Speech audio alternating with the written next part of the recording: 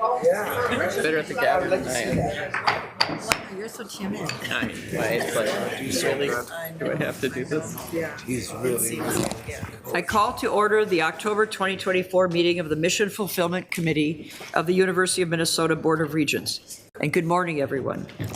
Good morning. Thank you to those who are joining us via live stream video and those attending in our boardroom here on Twin Cities campus and by Zoom. Let me welcome first our student representatives for today. Simon Moreno from our Duluth campus, welcome, and Jocelyn Sturm from our Twin Cities campus. We're glad to have both of you here. So the first item of business this morning is to act on the proposed amendments to the Board of Regents policy, International Education, Research, and Outreach. I'll note that no additional changes have been made to the proposed amendments since the committee reviewed them in September. Before we turn to the discussion, is there a motion to adopt, on behalf of the board, the proposed amendments to the Board of Regents policy, International Education, Research, and Outreach? So moved. Is there a second? Second. Thank you. Now let's turn to discussion. I'll note that Vice Provost Harvey Charles is here to answer any final questions you might have. Are there any questions or comments from committee members? Any final comments from you, sir? No final comments. Okay. All right. So easy. Okay. All those in favor, please say aye. Aye. And those opposed, say no. The motion is approved. Thank you very much. Thank you. Thank you. Got by easy. All right. That's how we expect them all to go. All will go, yes. Just make a note of that, please. Okay. Done at 10:30. Our second item is an overview and discussion of the university's framework for ethical conduct in academics and research activities. Guiding our discussion is Vice President Shashank Priya, Associate Vice President Joanne Billings, and Danielle Rentala, Director of Research, Integrity, and Compliance.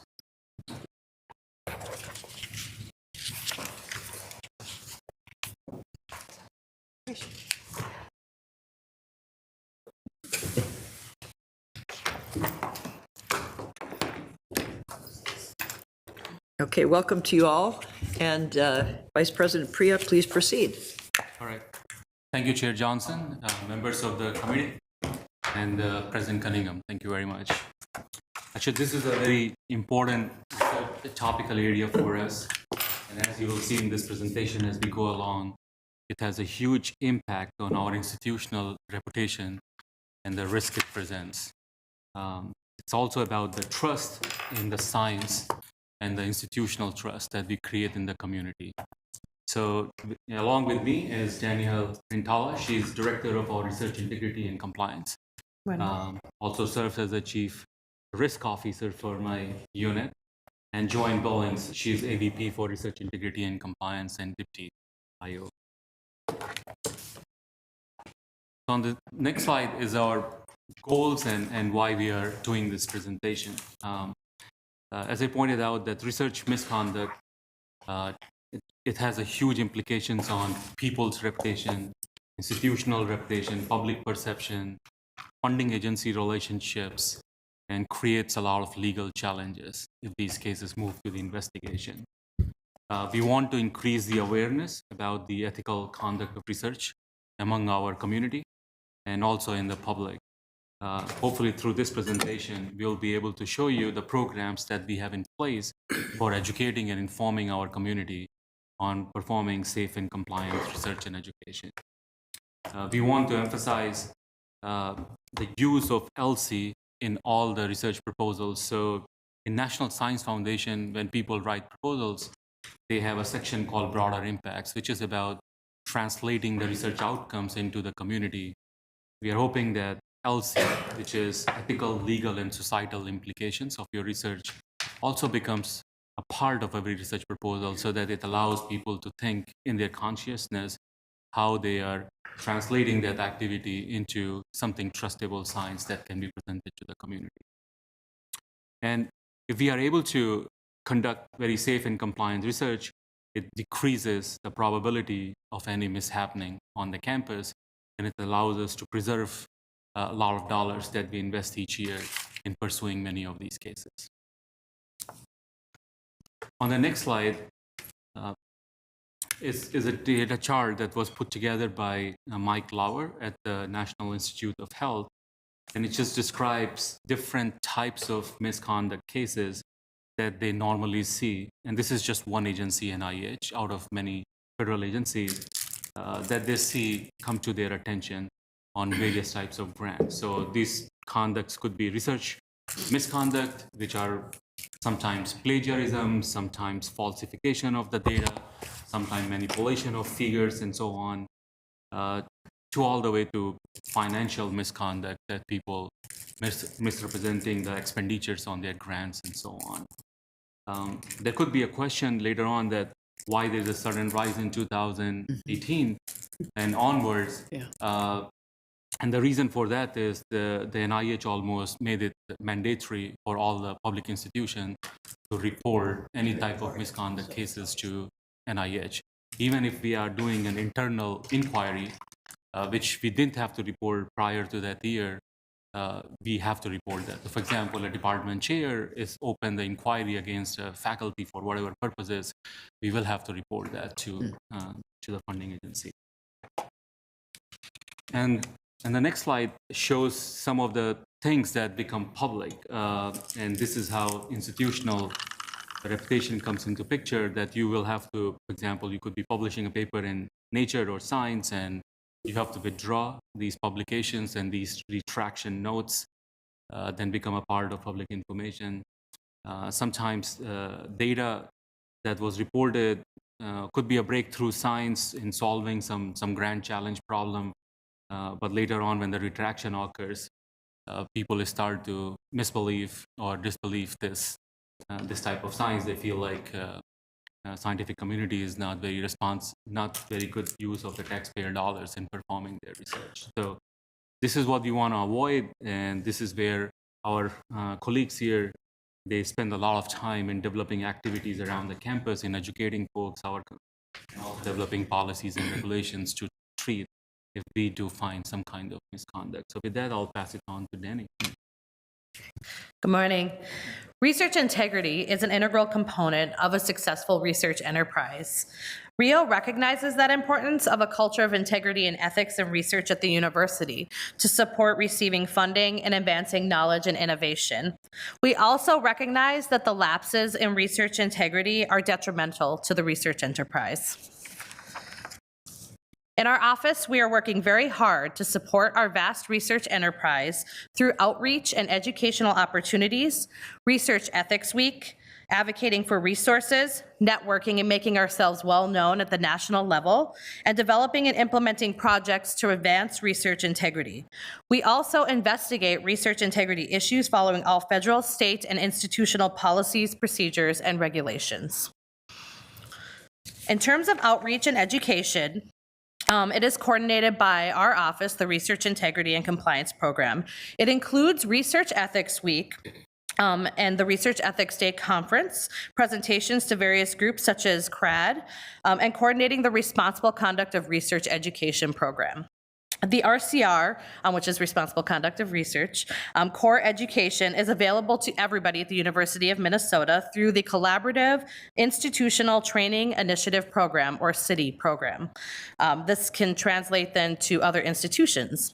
RCR core education is required at the University of Minnesota for all principal investigators, as regardless of funding status, as well as any researcher that is federally funded through the NIH, NSF, or USDA NEFA. Additional education is offered through most of our schools and colleges in the graduate programs.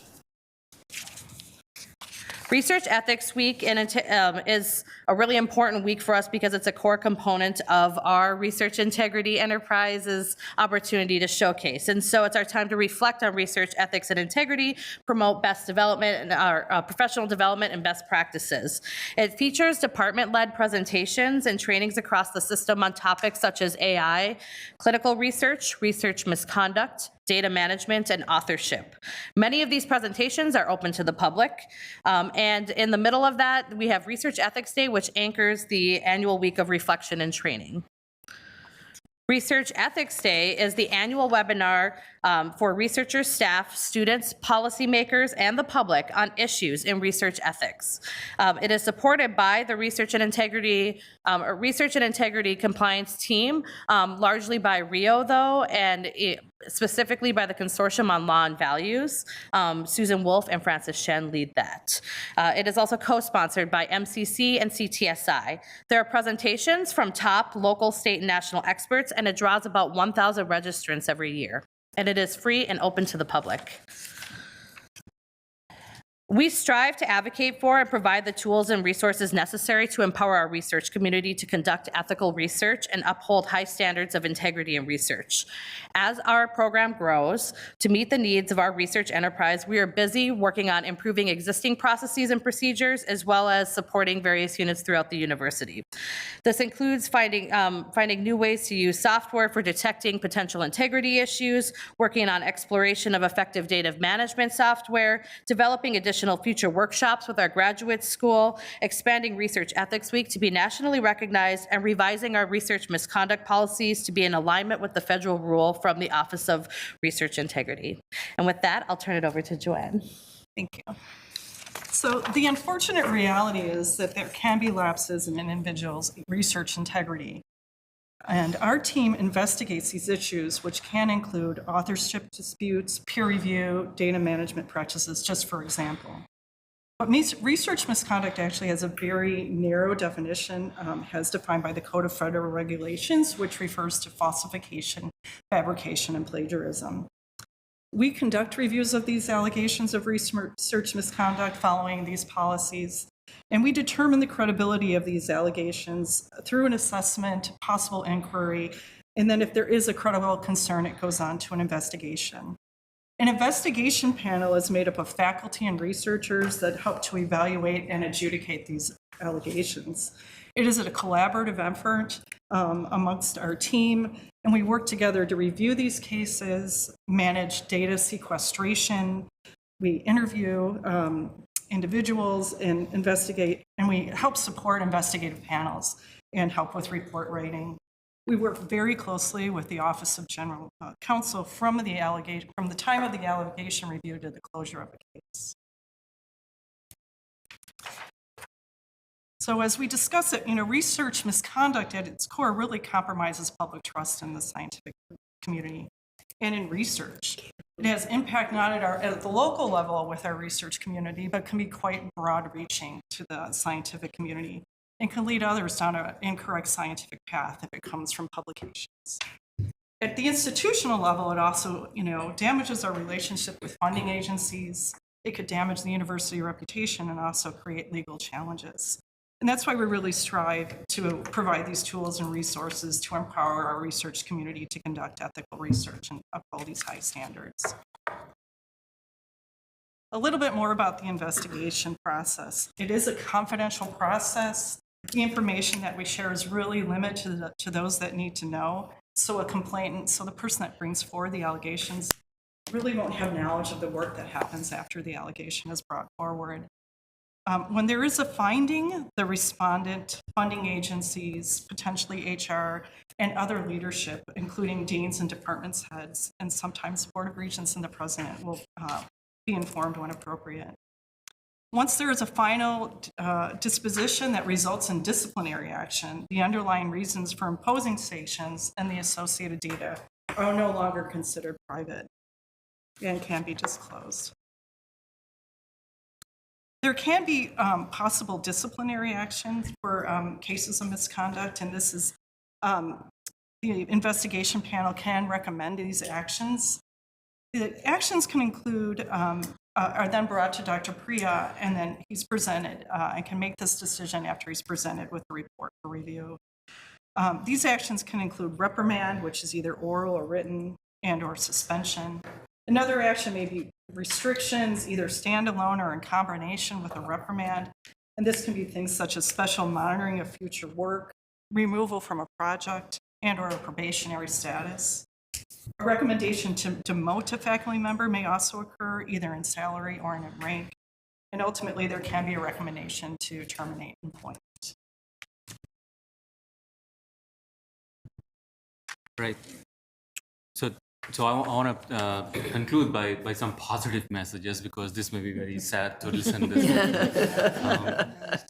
We have over 15,000 researchers on the campus, and even if 0.1%, so 99.9%, we are doing great. So we have less than 10, 15 cases and so on. That's like 0.1% and below. And in a large organization like ourselves, having a 99.9% accuracy is fantastic. And this speaks very well for our community and the quality of folks that we have on our campus, that we are doing something very great. So we're striving towards the zero, because in this case, zero is actually great.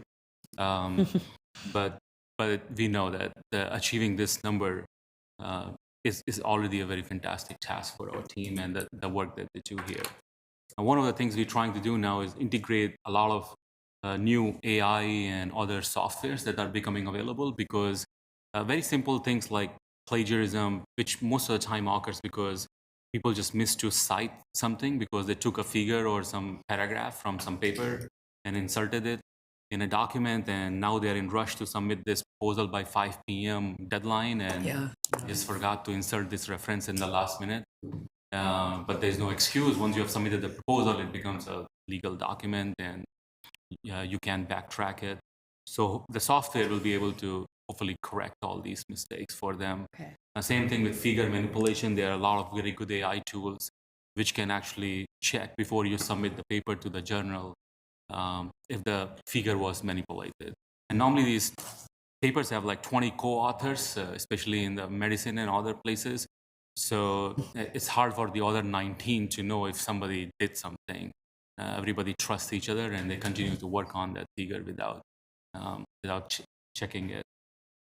So the last slide, I want to conclude by saying that as the research evolves in some secure areas, for example, hypersonics, genetic engineering, radiation hard microelectronics, this is for the Space Force. These areas are considered high priority national security areas by the government, and there are more extra checks and balances that we have to apply in these areas. So going forward, in addition to the topics that we were addressing, we will also have to apply some other considerations into place to check that our researchers are following the guidelines and regulation protocols in performing research in these spaces. But overall, our enterprise remains very healthy, and our programs are satisfying the requirements that we had for our community at the moment. So I'll end by saying that we are in good shape with respect to the ethical conduct of research at the university. Thank you. Thank you for your presentations, all three of you. Very much appreciated. Regent Turner. Thank you. I have one question about the grid that showed the different, specifically the harassment. What does that entail? Because my brain immediately goes to workforce, or what is meant by that, and what are the because I saw that was lengthening. Yeah, go ahead. And so I have a concern as far as, does that mean the workforce? It does mean workforce. So when they're saying harassment by the NIH, that is a very broad-reaching term that includes how you treat each other in the work environment. And so if there are situations in which a colleague is not treating another colleague respectfully in the work environment, maybe harassing them or making them work unreasonable hours or unreasonable expectations, that would be encompassed by that harassment policy by the NIH and what they do track. And as a follow-up, what are we doing about it? Yeah, go ahead, President. So the safe research environment is a requirement that the NIH implemented for us to receive federal funding. And we have a training module that is integrated into our core responsible conduct of research training. And our sponsor projects administration website has information that has been communicated to the research community about expectations for safe research environment. Largely, it still hinges, though, on our core harassment training that is provided at the university level, because it should be an expectation everywhere that we are, of course, working ethically and with integrity and being kind to each other in the workplace. And so that is the core component of training. In responding to it, we work with the Office of General Counsel. When I say we, Pamela Webb has done a fantastic job of handling that at the senior level for our office, with sponsored projects and responding to the NIH when appropriate, working with OGC and the HR unit that would investigate those allegations. Thank you. I look forward to that little box shrinking. Yes, yes. Okay, thank you. Any Oh, comments? please, yes, President. Chair Johnson, and thank you to the group for the presentation. Two comments on that. I mean, one, I really can't reiterate enough what our VPR said. We're in very good shape here for the size of the institution. Whenever you have a large society, you have a large community of people, there is a small percent of people that are not following the rules, and that is very much true. Overwhelmingly here, you have you have an environment that has a lot of integrity, and a lot of that has to do with the prevention. Having overseen a similar enterprise on integrity last year, this is a national issue, and I'm really pleased at how at the operations here and the prevention that is in place is really top notch and best practice, and I'm really excited about that.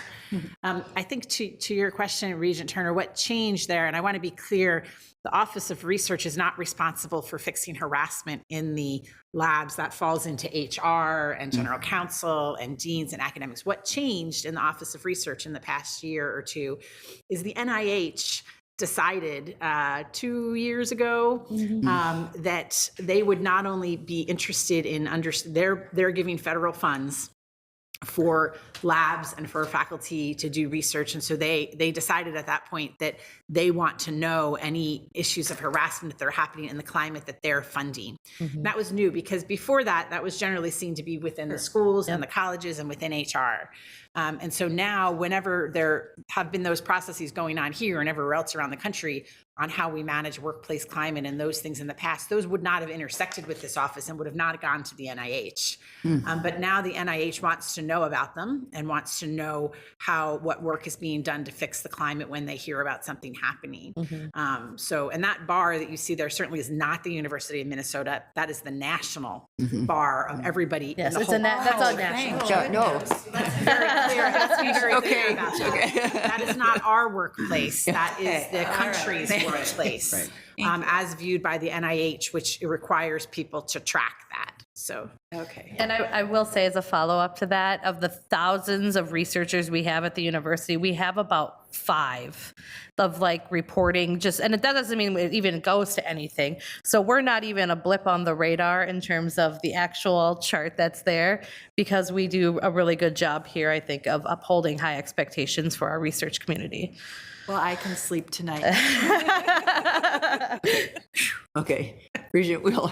Yeah, thank you so much for this. And I mean, the importance of this and the institutional trust and the trust in what we do is just huge. All the reasons why you admitted it. I love the awareness efforts you're doing too. I think those are great. My question relies in how do we become aware of issues that require investigation? So, there's some ways in which you can proactively do that. Maybe some of these evolving software and AI things will help you proactively do that.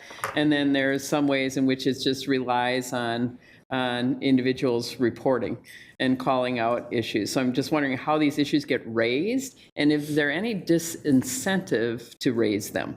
Any fear of retaliation, any fear of the reporting itself that would do that. So those are the questions that I have. Okay.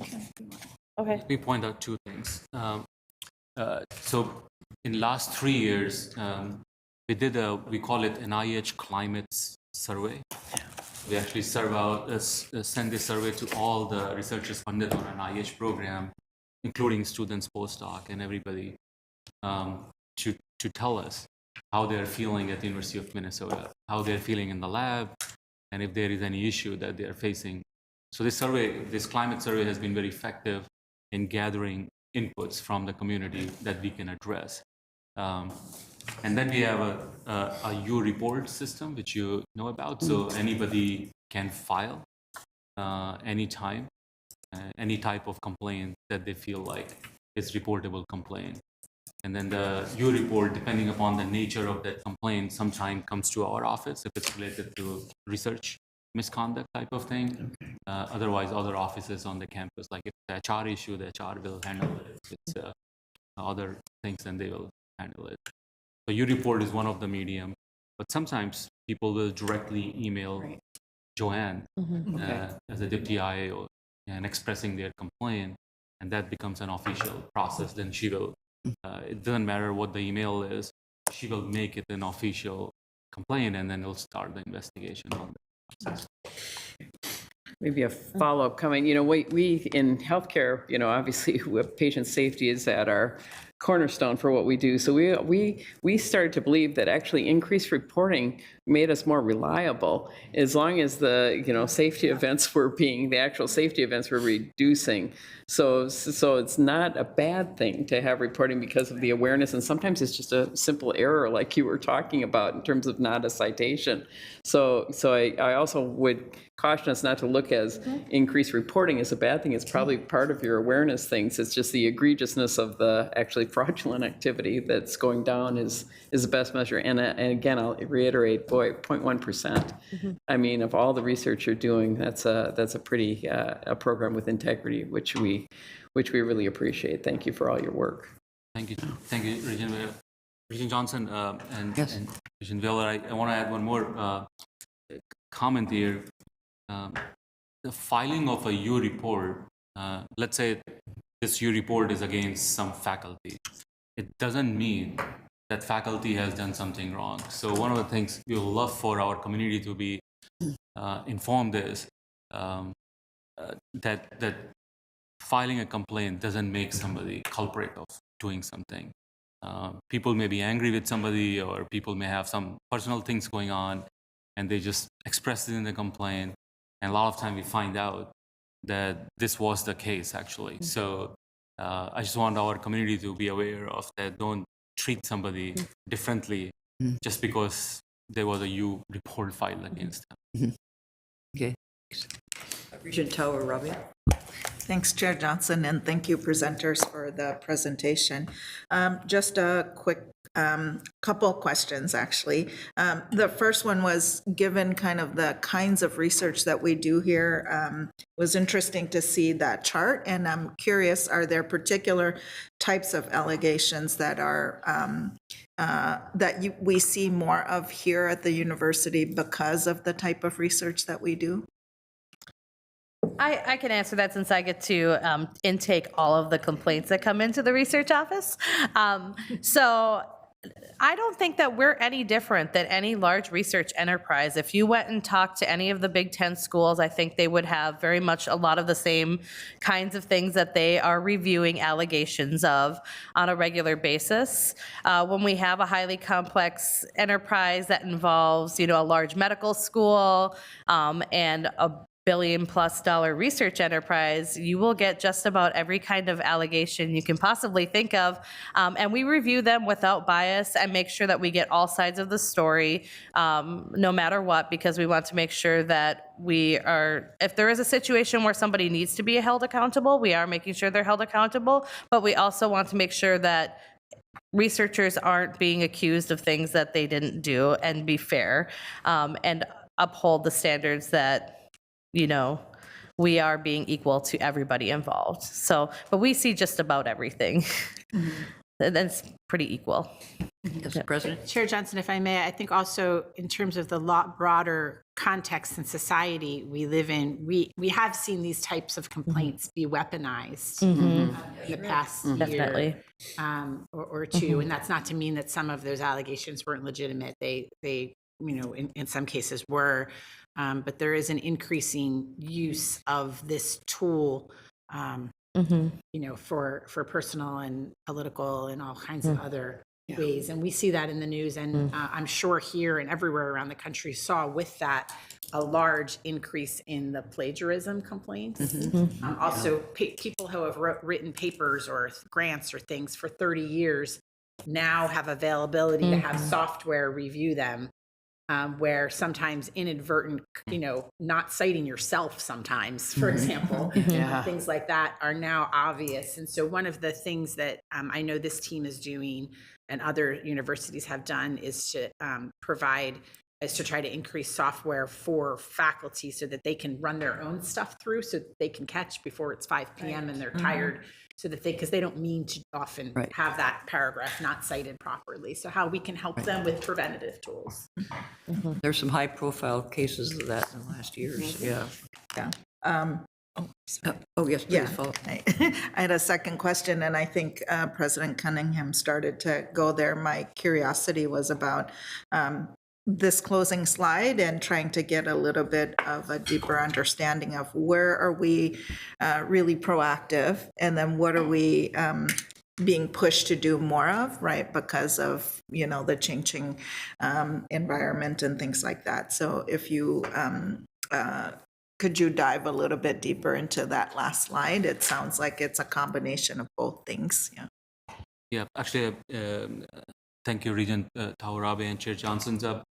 The work done by one of our center called Center for Law and Values, and Susan Wolf is a director, but she's also a very prominent member of national academies and organizes workshops and conferences on their behalf.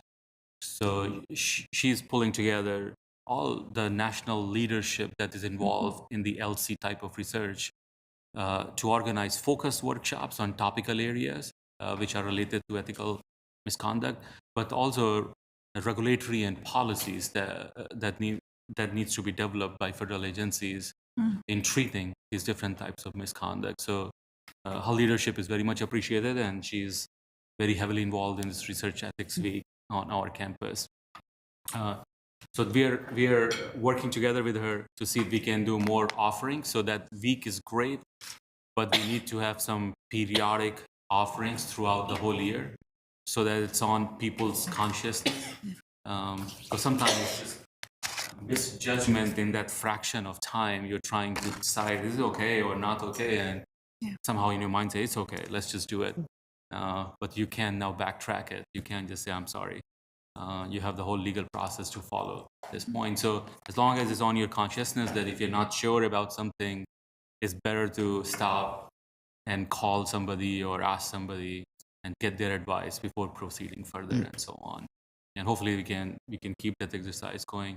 The second thing we're trying to do is this software. So one of the softwares which President Cunningham mentioned that was used at the University of Michigan called Authenticate software.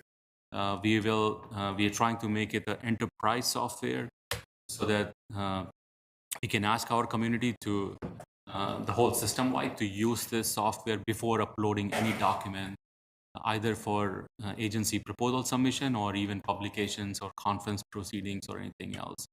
And this software reviews all the common things that we just discussed and points out. Many journals actually, like Nature and Science and so on, it's a mandatory requirement that you run it through the software before you upload your manuscript to see the report. So we'll do that. We're also trying to see if our departments and colleges can incorporate LC as part of the faculty evaluation process, and this will be where Provost Croson will be helpful to us, that this is a exercise that they can do during their faculty meetings to talk about this, but also use it in the annual evaluation, that how you are contributing discussion on this topic in your classroom with your students or postdoc or in your lab, so that everybody's engaged in this. Thank you. Regent Tad Johnson. Thank you, Madam Chair. And just a comment, and I want to thank Vice President Priya and for the work he's done. I was just doing the math in my head. 29 years ago, I was executive director of my own tribe, and at the time, they thought that the University of Minnesota was doing somewhat unethical research when it came to monomen or wild rice. And you took the lead on creating the University of Minnesota Guidelines for Indigenous Research, and I guess you've got a symposium on it for the tribes later this month. So I just wanted to thank you for the strides you've taken on that, and it's a whole different world now. and greatly appreciate that. So thank you. Thank you, Regent Johnson and Chair Johnson. Yeah, I also want to thank Karen Diver for working it, and I am hoping we are the first institution to have indigenous research policy in the country, which hopefully will lay down some foundational things that we all need to do as we work in this space. So thank you. Thank you. It's really important and really good that we're at a different era on that in our research. Chair Mayron. Yeah, thank you very much for the presentation. My question goes to, and maybe it's captured in the top paragraph where you talk about ELSI there, incorporating ethical, legal, societal implications into our research and education programs. So is there any part of what we're doing in this area that looks at very early on potential innovations that may create significant moral or ethical issues if in fact the invention or the innovative proposal goes forward? And I'm thinking, for example, AI. AI came in, researchers developed it, and it has enormous ethical and moral implications. In other words, I really do think with all technology, there are wonderful solutions, but also that technology can be abused. And so is there anything built into the process that thinks about that very early on as to whether if we're going to pursue, our researchers are going to pursue a particular area of innovation, what are the ethical implications for the world if this new innovative product sees the light of day? Yeah, Chair Johnson and Regent Mayron, this is very, very interesting question, and I'd love for Susan Wolf someday to come and present to the board on a variety of examples that ELSI is playing a big role. We have a program funded by National Science Foundation. It's called Engineering Research Center, a big center program on cryopreservation of human organs, led by John Bischoff. And so the goal here is that we can develop this cooling technology which can, for example, store kidneys and lungs, and then these can be transported to the hospitals where you need to treat the patients. And as you can see in this case, there's a lot of equity considerations that these organs are available to everyone, regardless of their income level and color, race, and so on. So the Center for Law and Values is playing a big role in this center on deciding how this technology will be made available and what are the ethical considerations in storing of these organs and preserving these organs and how long and where and so on. There's another very interesting program on making portable MRI machines. So MRI machines are normally these gigantic pieces of electromagnets.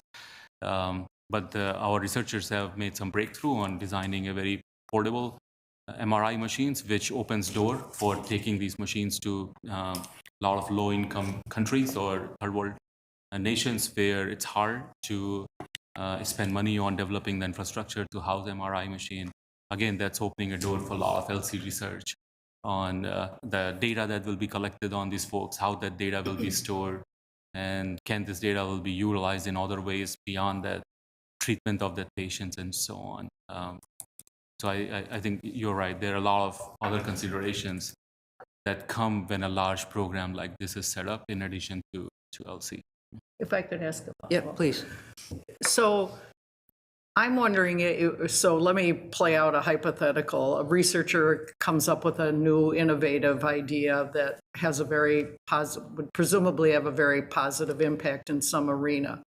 Is there anything at the very beginning of that process where that U of M researcher is going to be looking for support from the university as to where the university looks at it? There's like a check that has to go through an analysis. Does this potential innovation have moral, ethical value implications that we need to be thinking about even before we make a decision to support it or to further that research? So that that the consideration of the ethical, moral evaluation takes place at the front end as opposed to somewhere down the road after we've spent time and money and the researcher has and we've gotten grants, and then find out that we have a significant hot potato on our hands. So wondering and whether that makes sense or not, because we don't want to stifle innovation, and I get, period, we don't want to. But at the same time, I'm not sure we want to bury our head in the sand and ignore the fact that there may be significant implications to it. Let President Cunningham chime in. Yeah, I was going to say, now you can call a friend. Got a response there already. I think it's a great question. A lot of the research that's done is fundamental research. You know, it might be on how the atoms in the screen on your thing come together, and you don't know what the future applications are for that. That's where things get into commercialization and sort of next steps for technology, not the fundamental research that's often the core component of what happens at a university. Certainly on the clinical component, we have extensive IRB boards and thinking about, you know, human and what's ethical in the human space. The development of a technology in and of itself, the university, again, is at the fundamental level overwhelming. What you do after you develop that MRI machine that you have, how that then plays out into commercialization and into the marketplace, and how the world chooses to use it is then goes through, you know, an assortment of business proposals and market proposals, et cetera, et cetera. And we would be probably moving away from our core mission for inquiry if we started at the front end, you know, not allowing the beginnings of a set of examination going forward. But I do think that we have good resources for, and also our partners that are generally funding these things also then ask in thinking about, as we're getting into areas that you're talking about here, you know, which is, you know, who gets to use a crypto technology for organs and things like that. The people that are funding that work ultimately at the federal level are also often looking for some of that to be discussed a little bit in an equitable way. And then we have great resources here, as were mentioned, to help on the law and justice and ethics side to help kind of flesh those pieces out. But putting in a review at the beginning that could predict what might happen with it sort of later on would be a little bit antithetical to how we think about inquiry of basic research. So, and the roots of AI, you know, were 40 years in the making and started with multiple decades of very small incremental work that then leads up to something else, and, you know, stopping that also went on to create multitudes of other innovations along the way. So, yeah. Just to add to President Cunningham's message, Regent Meron, so I would encourage that researchers who want to include LC component, they should contact the Center for Law and Values. That's the reason for that center, and they are actually sometimes co-PIs or sometimes senior personnel on many proposals that go out. And actually, many of these publications we are seeing on these large center grants, they are co-authors on that grant, and they write the LC section in that proposal. So we have this entity, central entity, funded through our office for promoting LC in the research. So, but it's an optional thing. Researchers will have to contact the CLV and ask them for their help. Thank you. If I may, Chair Johnson and Regent Meron, is some of the next layers of, you know, what's acceptable or not acceptable for an ethical society then come into where this intersects later with policy and government regulation and, you know, healthcare regulation and all those other pieces. And we see this now, for example, in social media. You know, somebody developed brilliant phones and developed then the algorithms that could develop the social media that went underneath them for Instagram and all those pieces. And now as the work comes out that has potentially different implications, then there are policy groups that are rallying around how that then gets regulated later on. So, Thank you.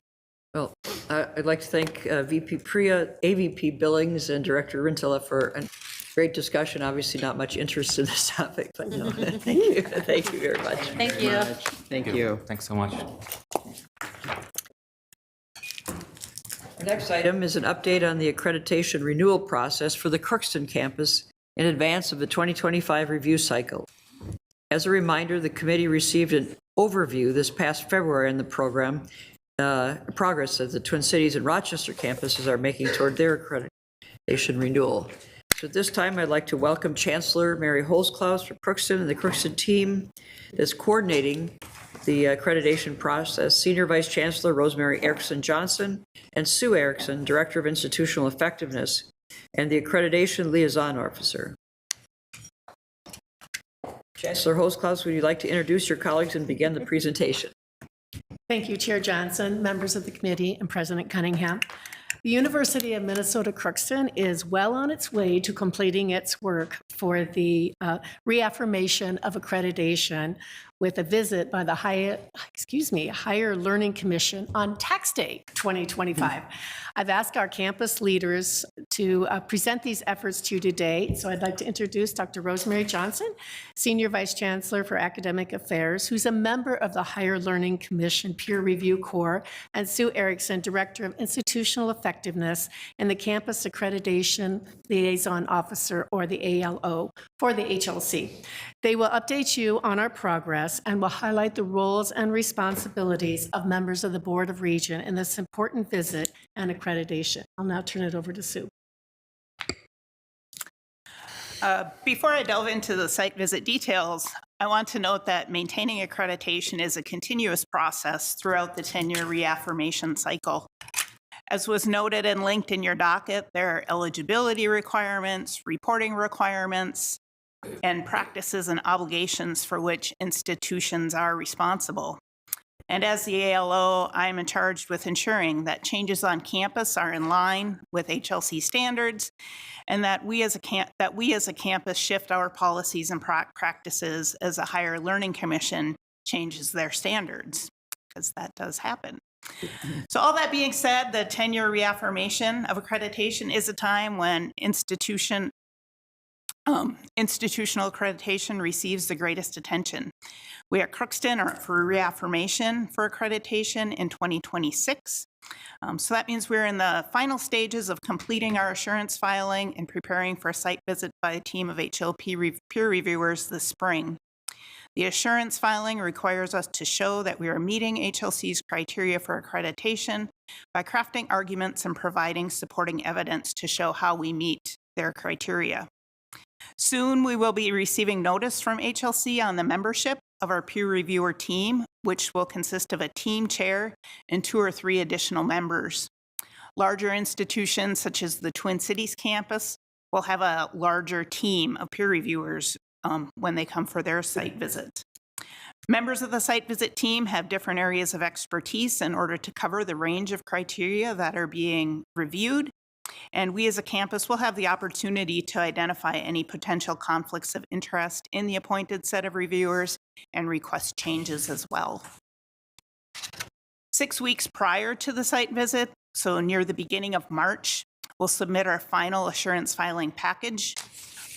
Once our team reviewer, our assigned team of peer reviewers will then review our submission and begin documenting areas where they feel the criteria are being met, and also identifying areas they have concerns about the criteria not being met. When they come for the site visit, that will allow them to confirm what they have read is actually happening on our campus, and also clarify any areas where they have questions about whether the criteria are being met. So in April, the team will come to campus. I will be working with the team chair to set an agenda. Items requiring clarification will assist in setting this agenda. At a minimum, the agenda will include several campus open forums. One will be on criteria 1 and 2, which cover mission and integrity. One will cover criteria 3 and 4, which are both on teaching and learning. And one will be on criteria 5, which covers resources and planning. The agenda will include a meeting with the campus CEO, so Chancellor Holzklaus, and then also a meeting with representatives from our governing board, you, the Board of Regents. This meeting will only include 1 or 2 regents, so most of you will be off the hook. We just wonder about the weather in April, or the roads. Mission drives what is included in the assurance filing for the comprehensive 10-year review, and it is implicit in all of the criteria for review. The centrality of mission means that while each campus is measured against the same criteria, the argument and evidence will vary based on mission.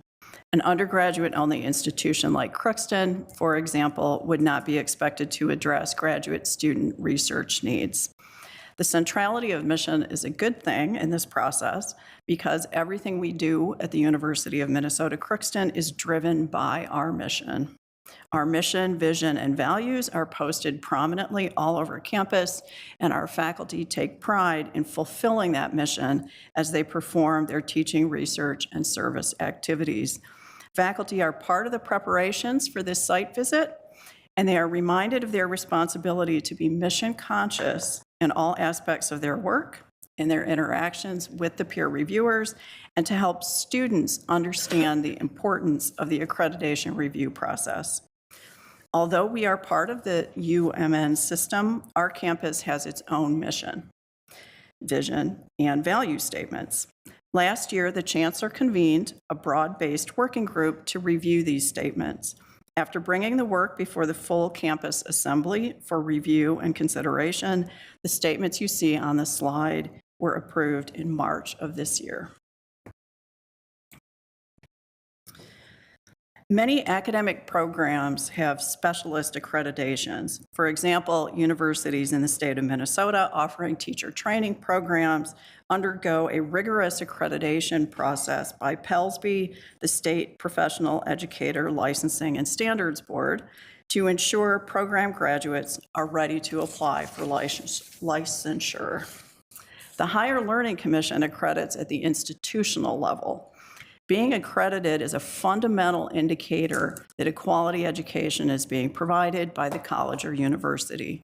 Accreditation status is posted on the institution's website, and anyone can check its status on the HLC website. Accreditation provides assurance to students, families, government officials, and other constituencies. It provides credibility with employers and other academic institutions. This means credits earned through non-accredited institutions face significant hurdles in order to be accepted for transfer. Please note that institutional accreditation grants institutions the authority to disburse Title IV federal financial aid funds. Without accreditation, students attending the institution would not be eligible for Pell Grants or federal student loan programs.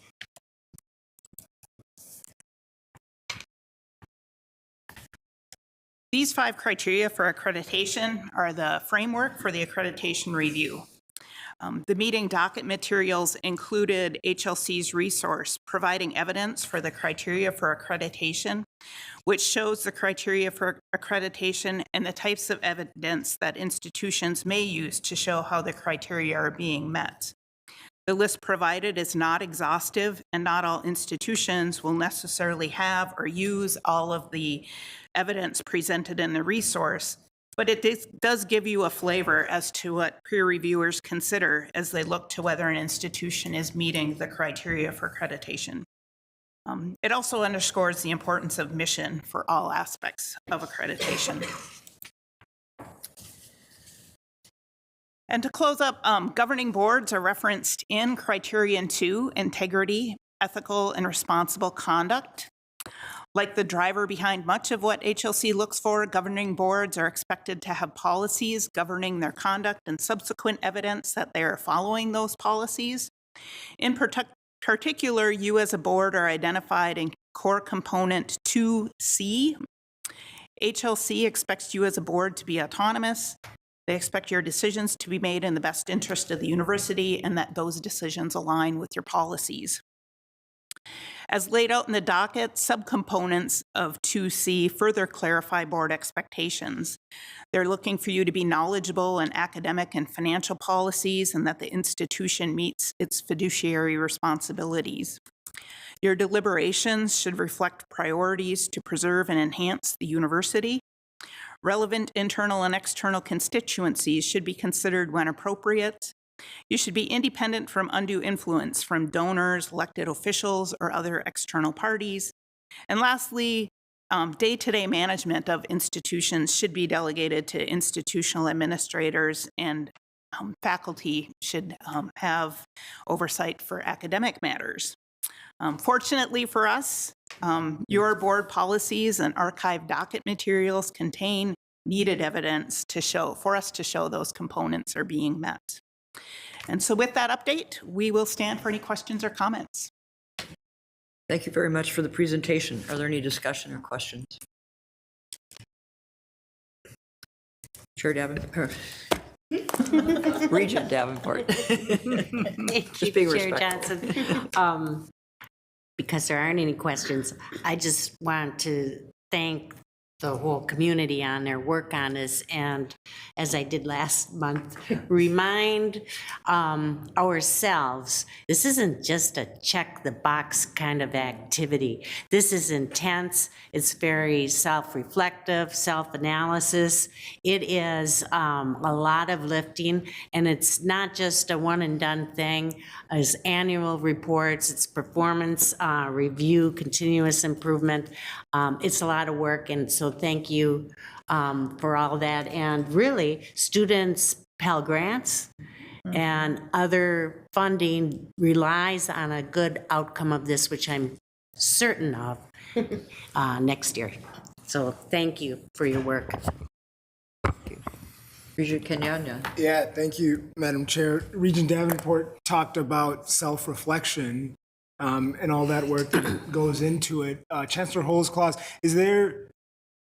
I mean, do we almost benefit from having to do this, right? To having to really sit down and answer questions that we take for granted, like, oh, we know what we do and why we do it, but then having to pen them. You talked about revisiting the mission statement and having to kind of stare at that and going, I mean, are there probably things we learn, during accreditation where we're like, oh, maybe we have to look at this?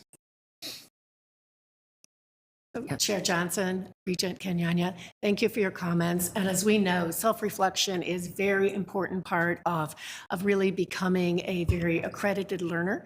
As we do self-reflection frequently, even in our own classrooms and ourselves. And so through that process, as we went through, for instance, a review of our vision, mission, and value statements, there was a large discussion of self-reflection. There were significant changes that were made from what had been there. And through this process, we see it as, just as Regent Davenport said, it is a continuous learning process and is there for a reason. And so every 10 years, I was going to say that we should certainly be doing it more than that. And I think all of us do, but certainly that is one that becomes very date-driven for us. So thank you very much for those comments. Thank you. Thank you for the work. Vice Chair Kenyanya. Regent Tad Johnson. Thank you, Chair Johnson. And thank you for your presentation. Chancellor Holtz-Claus, your campus, I think, is a real asset to the university, and a lot of your programs are online. And I was just wondering if the Higher Learning Commission takes a slightly different look at that. And since more and more of that is going on, I'm guessing they're coming up to speed and evaluating better on that particular aspect, which I think is great because it offers a potential for education to a lot of people who can't get to a campus. So if you could just comment on that. So thank you, Chair Johnson and Regent Johnson. I will actually have another Johnson respond to that. This is Minnesota. That's a great question, Regent Johnson. The HLC does pay particular attention to this, and over time, it has become more and more a point of emphasis. A lot of what the HLC sets forth is to keep in compliance with Department of Education regulations. And so as online learning has grown, particularly since COVID, there has been increasing detailed regulation in that space.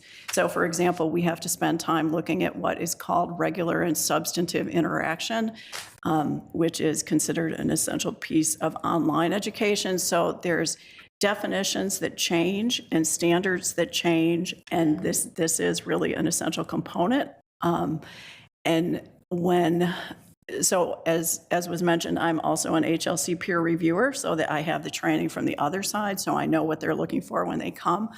And at the most recent update to the peer reviewers, they said that they are expecting some kind of attention to be paid by the peer reviewers in each of the 5 criteria about distance learning. So yes, it's a separate thing. It's called out. We have to account for it. And we have to show that the student learning outcomes are equivalent to what they would be if the course was offered on campus. Great, thank you. Any other questions or discussion? President Chair Cunningham. Johnson, I'd just like to thank the team. This is so much work. The campus is such a valuable asset as part of our whole system, and having this accreditation and this update will be so meaningful to our students and to the community, and that self-reflection will help us all in this next stage. So thank you just so much. Thank you. So thank you, Chancellor Holzklaus, Vice Chancellor Johnson, and Director Erickson. Appreciate your presentation. Well, at this point, we have an opportunity. We could take a 10-minute break if people would like that, or we could continue. Any thoughts? Yeah. Break. Here, a break over. Okay, take a 10-minute break. Be back at about 10:45.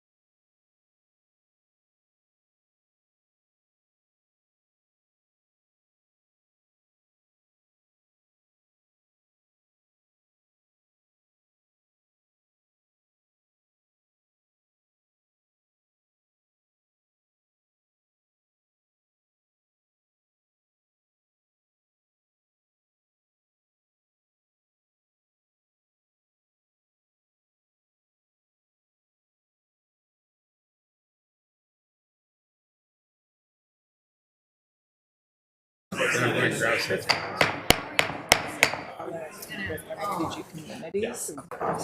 call the Mission Fulfillment Committee back to order. We will now continue with our fourth item, which is a presentation about the impact of artificial intelligence on teaching, research, and administrative functions within the university. Joining Provost Croson and Vice President Priya to provide the overview are the Director of the Center for Educational Innovation, Karen Hilk, and Senior Director and Chief Technology Officer, C.L. Loosebrook. CJ.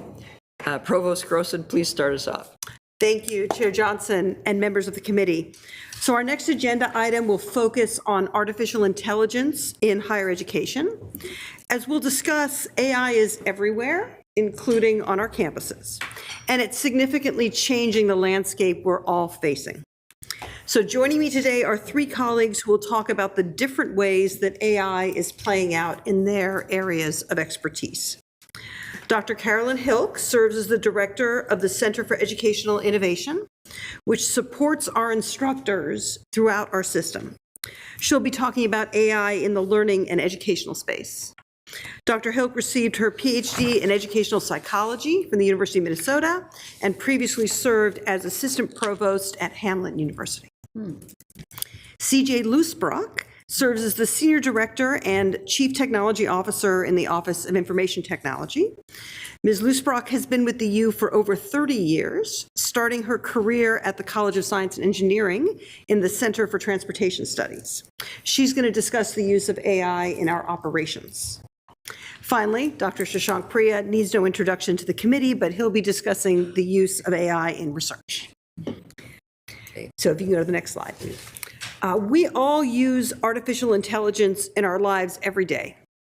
In June 2023, when I demonstrated ChatGPT at the Regents retreat in Morris, we saw what text-generating systems can do. And what they can do today is a lot more than what they could do even that recently. This last weekend, I listened to an AI-generated podcast describing the findings of a recent research paper. But anyone who uses any of these everyday services and more is already a user of AI. Next slide. But there are challenges with AI as well. AI sometimes hallucinates. That's especially true of generative AI, where the technology is simply predicting the next most common word rather than actually synthesizing knowledge. And I demonstrated some hallucinations at our Morris campus, a Morris retreat. I'm happy to talk with anyone who wants to see some hallucinations. There are also predictable errors. So the current meme involves asking a generative AI program how many R's there are in strawberry. While some get it right, many of these systems say there are 2 R's, kind of ignoring the double R in the second part of the word. And as I'm sure you have read, there are ethical considerations to using AI. The question of whether use of AI is plagiarism is an interesting and evolving one. Generally, plagiarism involves appropriating another person's ideas or words, and AI isn't a person.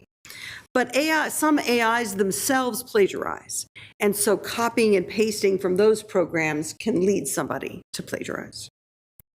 Last week, I had the honor of participating in the retreat of the System-Wide Academy of Distinguished Teachers, where AI was one of their topics. And they reminded me of another ethical issue, it was too late for the slides, that with AI, which is that it absorbs and reflects the social biases that lead to inequities. It simply recycles data that's fed. And if that data contains biases, its output will as well.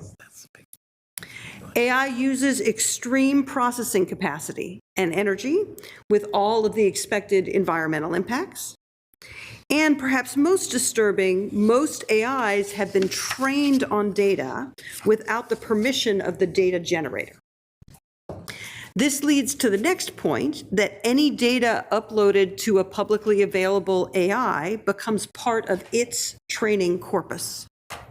So we're going to discuss the implications of that point when we talk about advantages and disadvantages in the use of AI in our operations in particular. So with that background, I'm going to turn the presentation over to Director Hill. Thank you, Chair Johnson and members of the committee. Technological innovations have been disrupting the way we learn for as long as we've been teaching. In the mid-1970s, the American public was debating whether or not calculators should be allowed in school. Meanwhile, educators were forced to consider how these new devices would inevitably change math instruction. Generative AI has the potential to transform the ways in which we teach in all disciplines. Regardless of the debate on whether or how students should be allowed to use generative AI tools, educational institutions are called upon to prepare our students to both consider appropriate use and to critically evaluate the generated output from these tools. Many of our students will be expected to utilize generative AI in their professional careers. How do we ensure that they are prepared to effectively leverage these capabilities for discipline-specific applications within healthcare, business, and industry?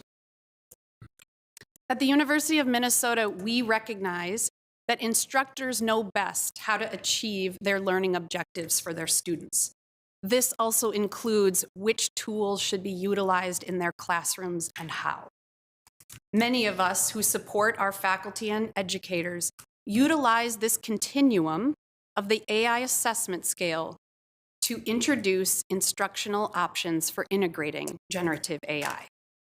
The continuum spans from an all-out ban on using generative AI to a course where students and faculty explore the co-creation process to solve problems and generate new ideas using Gen AI tools. This is an all-hands-on-deck situation right now. University academic technologists, instructional designers, librarians, writing specialists, and faculty peers. We are all working alongside, and with any luck, one step ahead of our students to understand this new technology. University collaborators have developed ai.umn.edu as the first point of reference for resources. Our model for support meets faculty where they are, from just-in-time resource guides for syllabus language to our emerging technologies faculty fellows program. Our teams have offered workshops on assignment design and rethinking our assessments, two of the key ways to minimize the misuse of the available tools. Introductory workshops offered in the spring of 2024 drew hundreds of instructors and staff from across the system. The Writing Center, Center for Educational Innovation, and the Office of Information Technology are hosting multiple reading groups. Twin Cities New Faculty Orientation included a panel of faculty colleagues who are using Gen AI in their teaching. On the Duluth campus, they recently hosted an all-faculty workshop and are making plans to do the same for their students. Several faculty at the U of M Crookston Division of Business, Arts, and Education have completed Gen AI courses from the Association of College and University Educators. The University of Minnesota Rochester is participating in a national cohort offered through the Association of American Colleges and Universities to consider the implications of the rapid development of Gen AI in our higher education learning environment. Many of our faculty are actively considering how to meaningfully integrate generative AI into their courses. In first-year writing in the College of Liberal Arts, Chris Corey and Molly Vasic are encouraging instructors to consider how to integrate AI into their courses and encourage the development of writing, critical thinking, and research skills. Each first-year writing instructor within the CLA is expected to have clear syllabus statements, discuss those statements with their students, and facilitate at least one guided activity that utilizes generative AI. In UMD's Lobitz School of Business and Economics, Dr. Jonathan Lee assign student teams to create scenarios for case studies. In the Carlson School of Business, Dr. Joe Redden teaches his marketing students how to analyze data and create marketing plans using generative AI. At Crookston, Dr. Oksana Wieland has used AI to create a structured series of prompts in a finance class to compare and summarize the banking products available across 3 institutions. In the School of Dentistry, our emerging technology faculty fellows, Dr. Karen Quick and Dr. Kristen Shingler, recognize that dentists will use some form of generative AI in their future careers, with applications that range from drafting appointment reminders to designing dentures. So, they provide their dental students with generative AI literacy tutorials, preparing them for that future workplace that's not so far into the future. This is just a glimpse of the many examples that University of Minnesota educators are thoughtfully using and considering the use of generative AI. I encourage you to review the docket materials that provide a listing of our programming to support their work and a listing of examples of the known generative AI uses within the teaching and learning environment. I would now like to invite my colleague, Ms. Luce Brock, to introduce some of the university's operational uses of generative AI. Thank you. Chair Johnson, members of the committee, as Provost Croson said, AI has been around for decades, transforming the way we interact with technology. The relatively recent emergence of ChatGPT democratized AI and placed it in the capability into the hands of nearly everyone. The Office of Information Technology has assessed and approved a range of tools for the university community's use. These tools have been vetted by our information security and compliance specialists for use with the university's data. As you would expect, this is an ongoing process. For example, conversational AI functionality is being used to assist visitors to one-stop student and IT help services as a pilot initiatives. The chatbot helps visitors navigate public-facing web pages to answer common questions related to the corresponding content. Essentially, these pilots seek to prove the effectiveness of an automated exchange of information between a visitor and an automated agent. The Office of Information Technology has created an AI resource for the university community to provide guidance on acceptable use, approved tools, community groups, and learning opportunities. Beyond the ethical considerations of AI that were previously mentioned, University information security policy protects the security and privacy of University of Minnesota data. Our students, faculty, and staff need to know their data, understand the implications of providing it to an AI, and act accordingly. For example, the use of restricted and highly restricted data, such as FERPA, HIPAA, and other restricted data, in tools other than those approved by OIT, lead to compliance violations and are against university policy. This is precisely where technologists are positioned to help faculty and staff. Artificial intelligence is progressing at a very rapid pace. As use cases, technology, and business models evolve, university technologists continue to adjust the ways in which we support administrative functions to deliver the greatest value. Chair Johnson, with your permission, I'll now pass the presentation to Vice President Priya. Hi. Thank you, CJ, Chair Johnson, and members of the committee. I'll talk about the use of AI in the research space. And as you can envision, there are multiple different ways that AI can provide valuable outcomes in the research space. For example, the first bullet point here, generating the code for researchers, I can actually personally relate to myself. I was a programmer in India, writing C and C++ codes, and it took nights after nights to finish this program. And now it takes 5 minutes to generate that code. It's very disappointing. It was not good. Enhancing the quality of presentations and demonstrations. I think you see all the time graphics that people can develop, and really creative graphics that summarizes the story that the author or the presenter is trying to tell in a much more visual way. Demonstrations of different types. So you can create videos which can describe what this product or project will look like as a function of time. And this used to be a very tedious task involving many personnels, but the software has provided not only cost-effective way to do it, but in a better way. The outcomes are available. A grant summary. So we all have written proposals, and sometimes these solicitations are hundreds of pages long, and you end up reading a lot of pages, but AI can actually summarize all the useful things for you in 5 minutes. And we are hoping to make this tool available to our research community in a very near future in their space.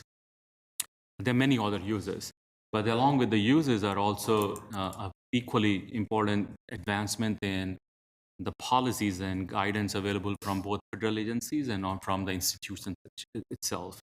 So NSF has its guideline on use of AI for the proposers, on how they can utilize when they are writing the proposal, what is allowable and not allowable. And then the reviewers who are reviewing these proposals, they are actually banned from uploading any proposal into a publicly available AI tool. The journals, they have also banned the use of AI. For example, Nature is the example that if you have used any content from the AI-generated tool, then this paper cannot be uploaded. The next slide.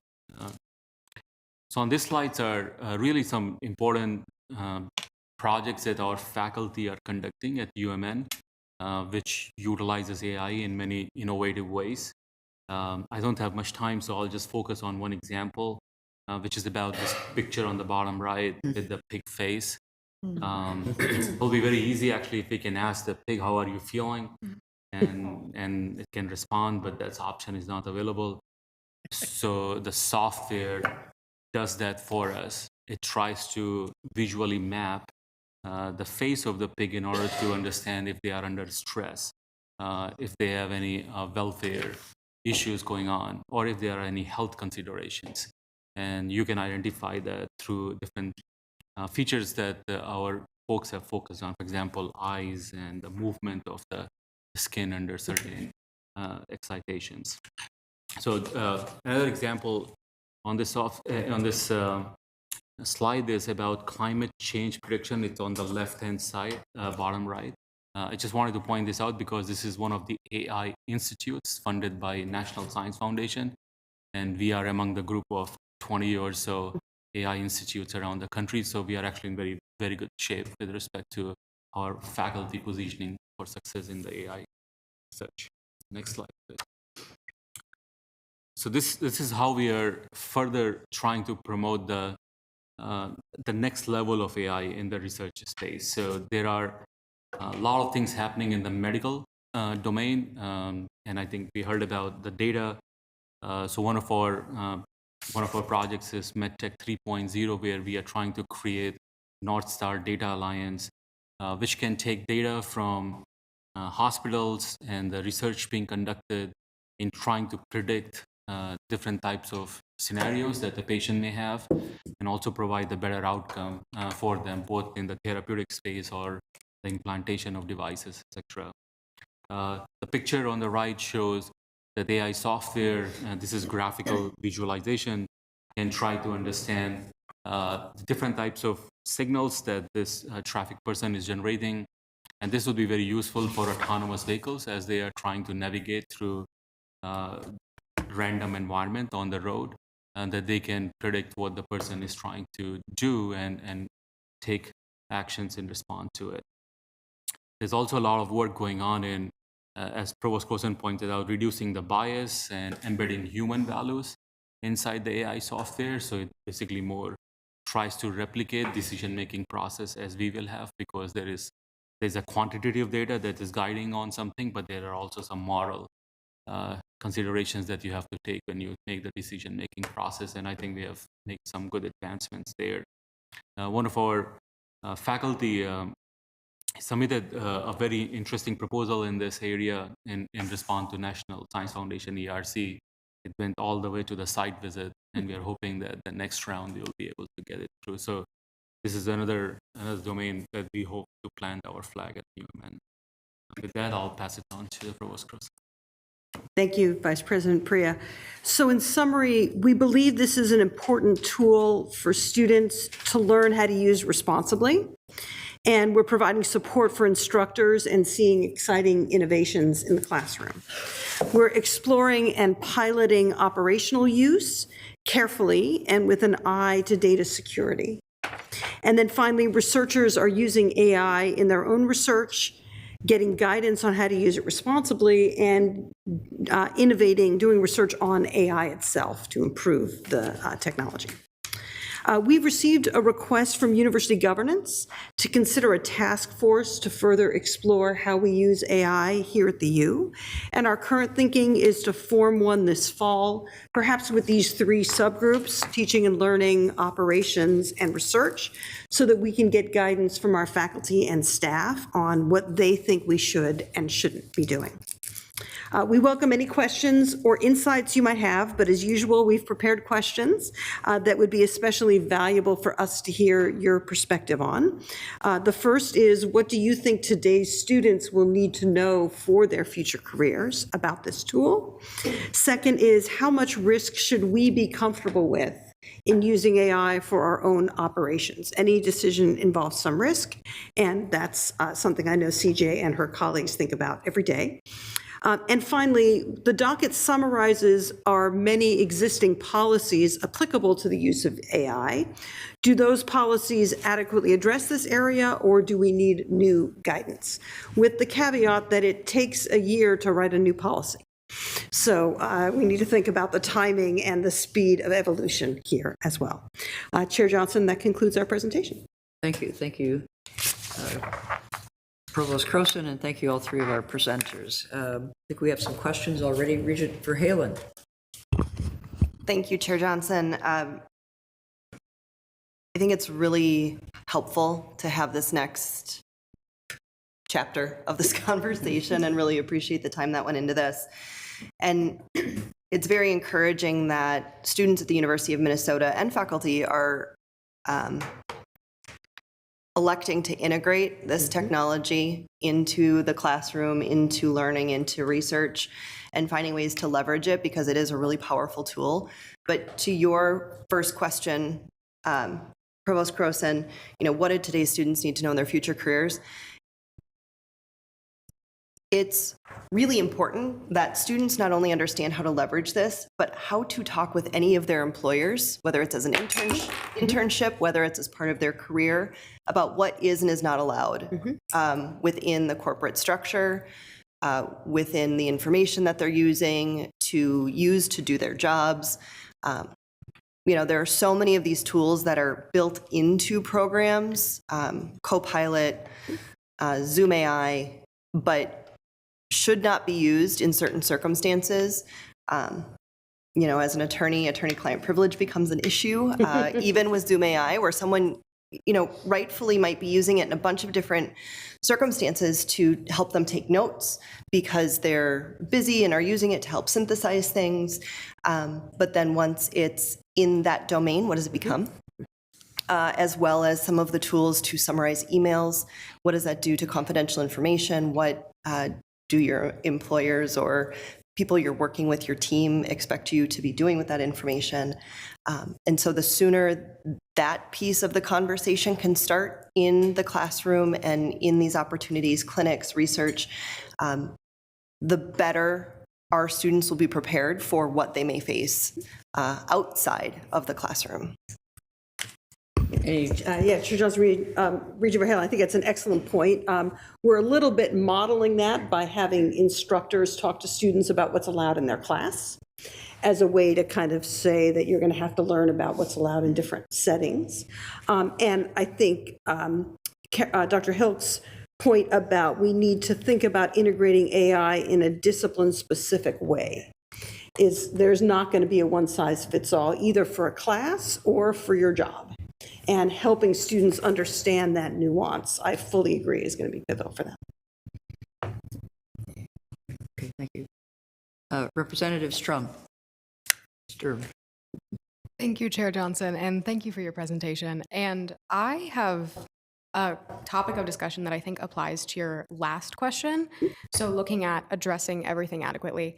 As a student, a big fear that I have is the usage of AI to detect AI, which especially, I'm an English major, and something that I've struggled with is I live in fear of people thinking I use AI, and I tend to put my papers through like an AI detector just to see if I can do anything to prevent myself from being flagged for something that isn't there.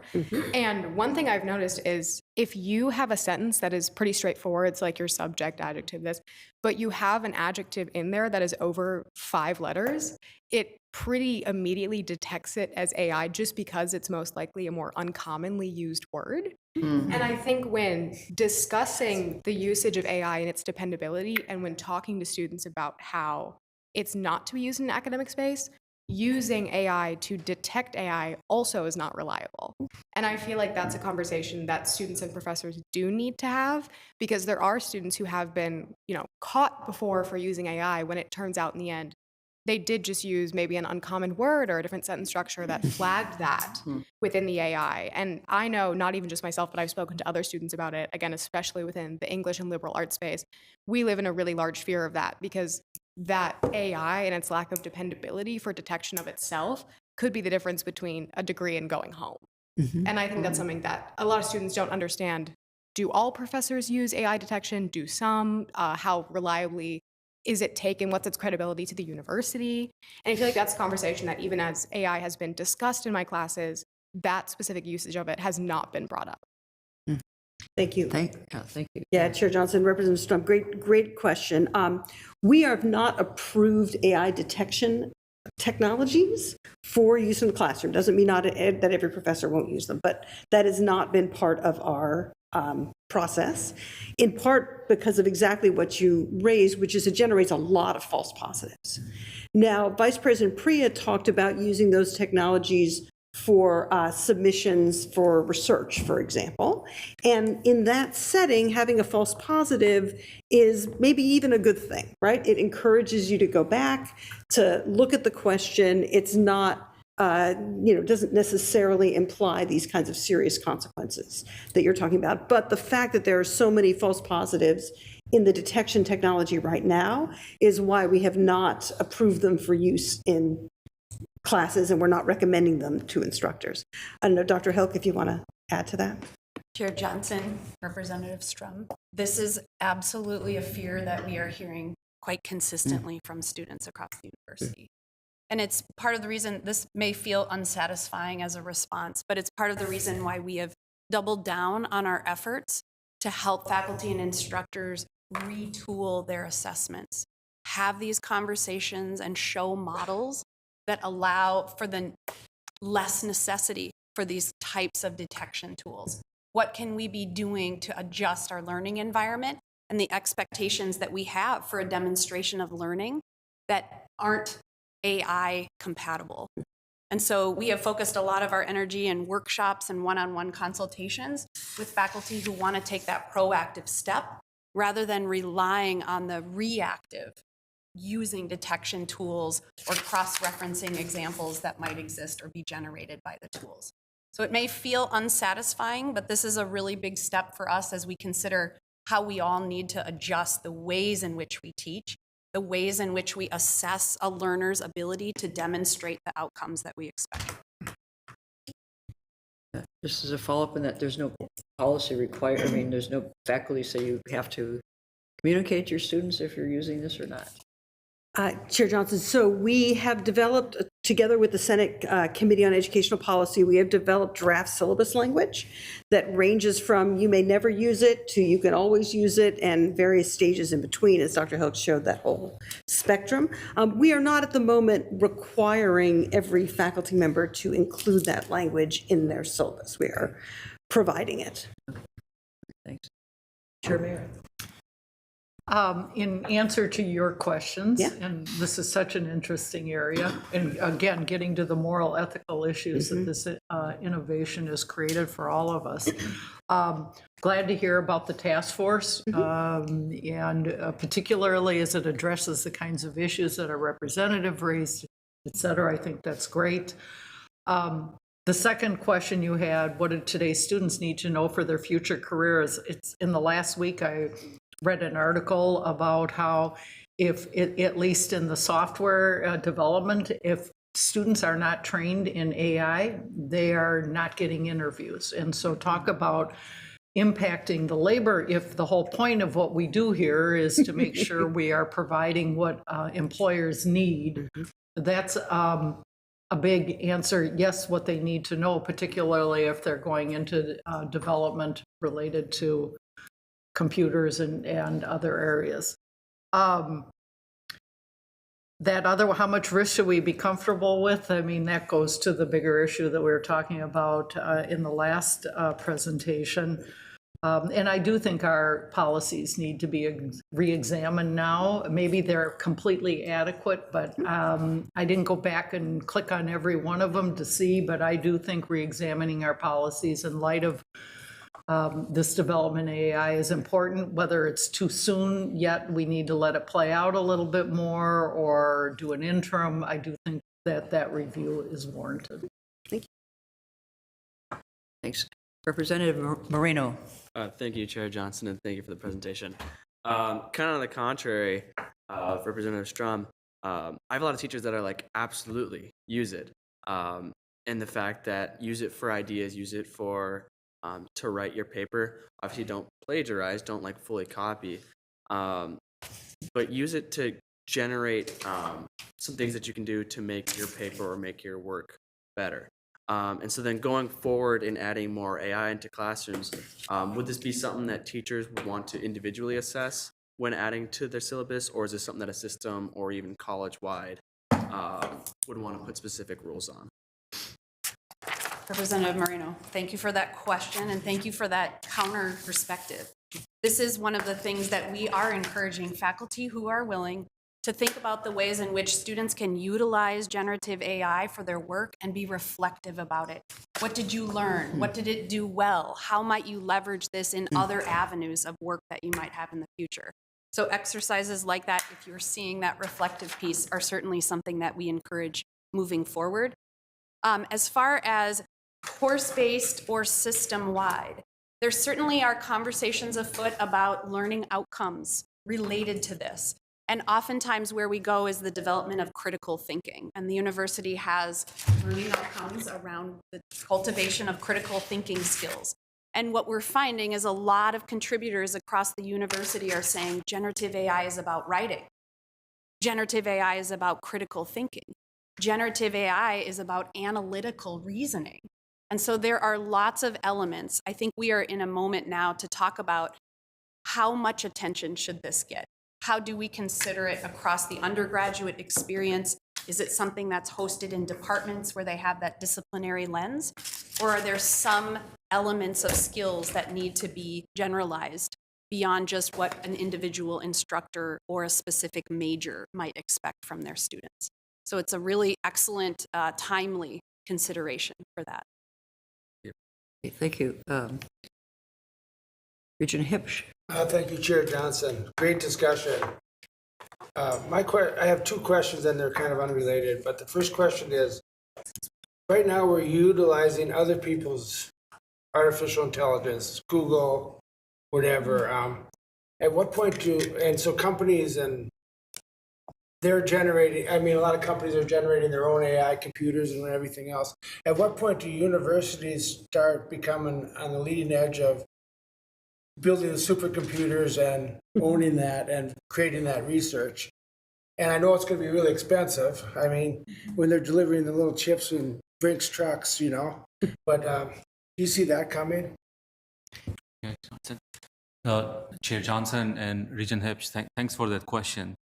Actually, we have a board called Innovation Minnesota Board where a lot of CTOs sit, and this is exactly the question that they are asking, that do we need to create our own version, for example, of ChatGPT for analyzing and utilizing in different kinds of ways, or accessing these companies? I want to answer in two ways. First, we may need our own system in the research space because, for example, if you're developing a patent and you want to just check whether this intellectual property that you have developed is available worldwide, then you go ahead and type it in the chat GPT in the public domain. You can no longer protect that IP. It's a public disclosure. So there are many other things that, for example, medical research could be a HIPAA or other control data, and you can't just go ahead and type in a publicly available software. So there are protective mechanisms that needs to be in place in order for us to utilize this kind of tool. And so I think that will force us to develop our own capability at some point of time. But more on the software side of things, the hardware side of things, I think we will be able to access a lot of it available from Google and other cloud vendors, because they're also using same platforms like NVIDIA's GPUs, CPUs, and they are providing it with all the federal and state regulatory requirement to access it. And it's very expensive hardware. So if we want to build our own supercomputing facility, which we have, and we have one of the top-notch supercomputing facility in the country, but if we want to, for example, match the capabilities of some of the large corporations, which is not possible at the university level, but we can access that capability just by being on that platform.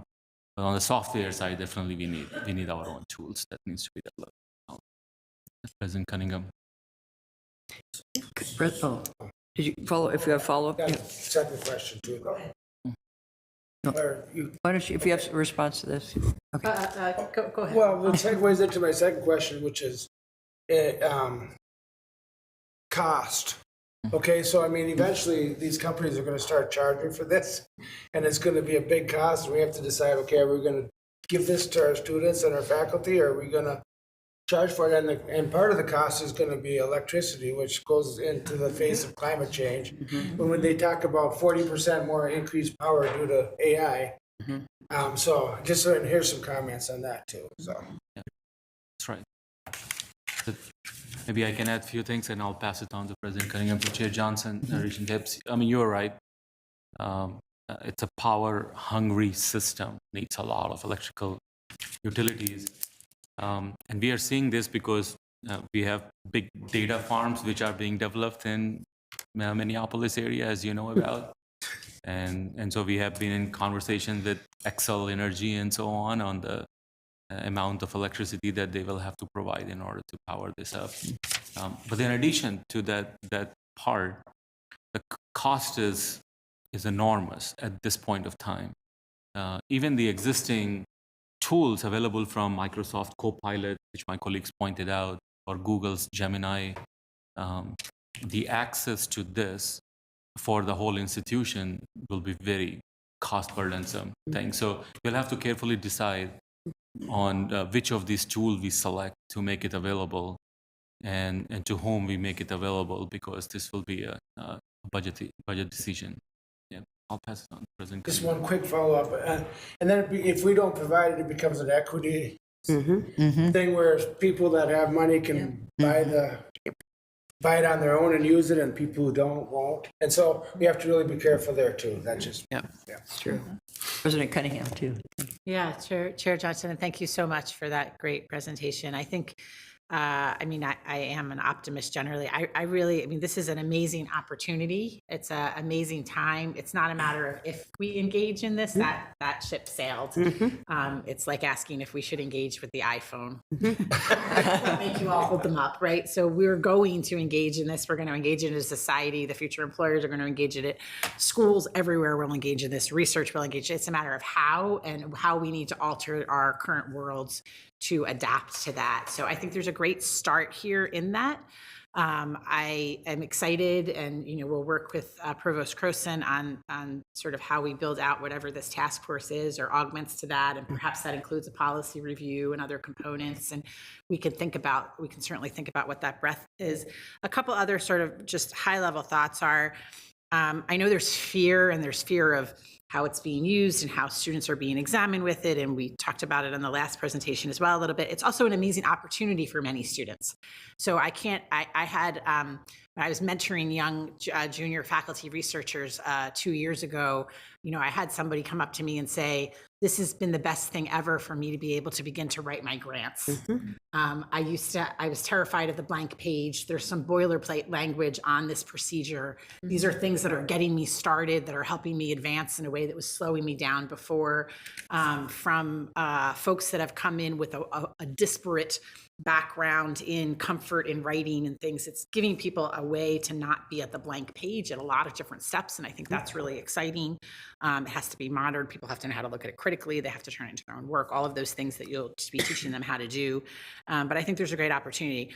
That's on the classroom side, and there's a lot of focus on that, but I do want to zoom out a little bit. So there's the classroom side, there's the how we're using an operations side. And when Regent Verhalen talked about how we're teaching our people for future employers, we also have to teach our employees what is the responsible use and not responsible use for all of our sensitive data. And that's part of the work that we're doing here very well. A lot of inadvertent possibilities there in how people decide to use our own data in AI, and that has to be assessed and supported.